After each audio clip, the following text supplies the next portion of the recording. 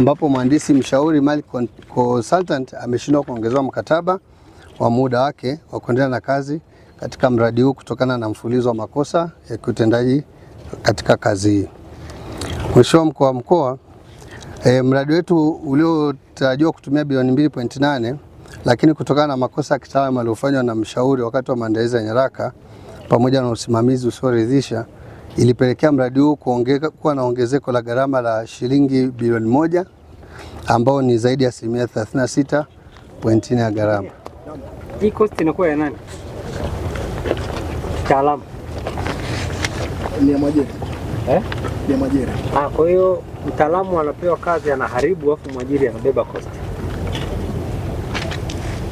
Kiutaratibu mkuu kuna hatua zinatakiwa zichukuliwe. Ikiwemo mfano sisi tumechukua hatua ya kwanza, tulizuia madeni aliyokuwa anadai malipo. Ya kiasi gani? Ya milioni 100. Bado ni ndogo. Hata kama ni mimi niwe engineer nitarudi tena? Hapana. Siji kudai. Ndio. Kudaiwa ni kikubwa kuliko hicho. Sahihi, lakini hatua nyingine inapaswa kumshtaki kwenye vyombo ambavyo vinatusimamia wahandisi na hizo kampuni. Ambao ndio hatua inayoendelea sasa. Na bodi za wataalamu zote tunawaandikia barua, lazima tuwajulishe. Mnawajulisha alafu?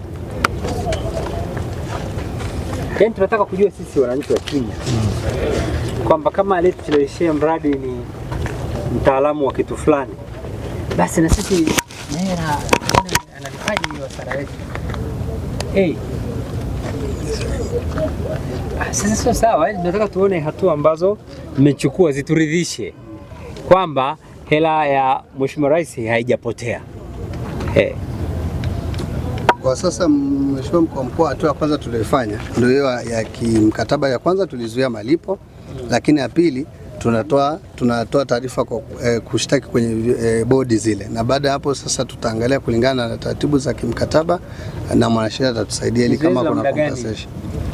Bado tujapata response kutoka kwa hizo bodi ambazo ndo tumezitaarifu. Muuliza zoezi la muda gani? Kwa kawaida haiwezi kuchukua mwezi mmoja mheshimiwa. TAKUKURU si mkoa? Hii nadhani hili ni jukumu linahitaji maelezo ya ziada. Si ndivyo? Lengo letu sisi singekuwa ni uzembe upande wa serikali huwa wachelewe wakuta mahakamani saa hizi. Bongo kweli?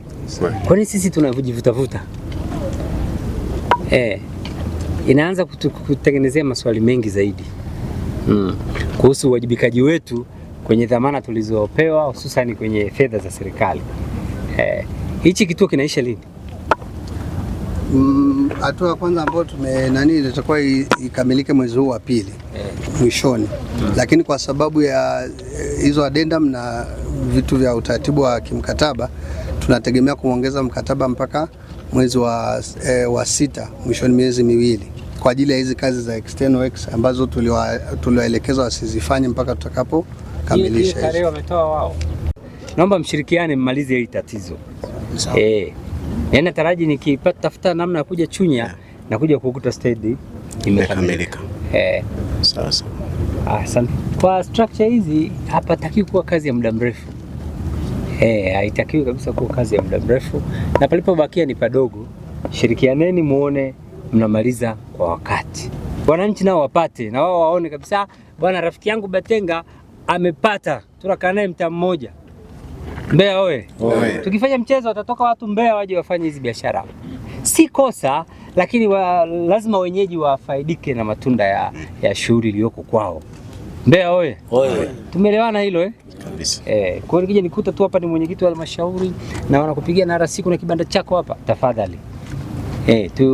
Tuachie wananchi nao wafaidike na waonekane. Sio wamepewa wawili tunasema tumewapa wananchi. Hapana. Kama ni vibanda 400 lazima tuje tuone idadi kubwa ni wananchi wamepata. Na msiweke bei za kizungu. Sababu wao ndio wenye ile eneo, wao ndio waliolitoa, wao ndio walinzi. Kwa hiyo nao wafaidike na matunda ya uwepo wa stendi.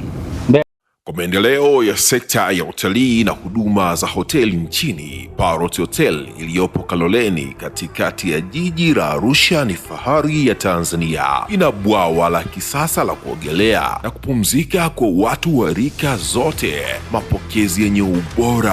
Hapa utapata kahawa safi na vinywaji baridi vya kila aina, lifti za kisasa za kupeleka kwenye floor 13 zenye vyumba zaidi ya 100, vyumba vya kulala vyenye mazingira salama na tulivu, vyenye joto la upendo na baridi ya starehe, kumbi za mikutano zenye vifaa vya kisasa, mazungumzo ya kitaifa na kimataifa, sehemu nadhifu ya chakula yenye kuleta hamu, vyakula vyenye viwango vya ubora wa afya. Baada ya uchovu wa kutwa nzima, kuna baa ya kipekee kwa jioni yako ya kukumbukwa. Karibu Parrot Hotel kuonja ladha mpya ya maisha.